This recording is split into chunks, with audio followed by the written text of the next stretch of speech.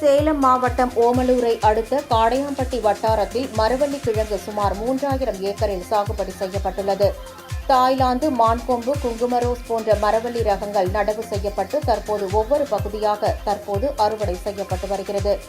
அறுவடை செய்யப்பட்ட மரவள்ளி கிழங்குகள் ஆத்தூர், தலைவாசல், நாமக்கல், ஈரோடு ஆகிய பகுதிகளில் செயல்படும் சேகோ ஆலைகளுக்கு அனுப்பப்பட்டு வருகிறது.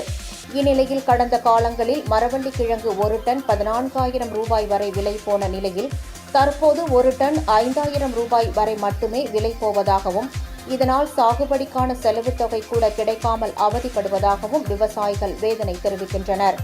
எனவே மரவள்ளிக்கு அரசே விலை நிர்ணயம் செய்ய வேண்டும் எனவும், அரசு சார்பில் சேகோ ஆலைகள் துவங்கப்பட வேண்டும் எனவும் விவசாயிகள் கோரிக்கை விடுத்துள்ளனர்.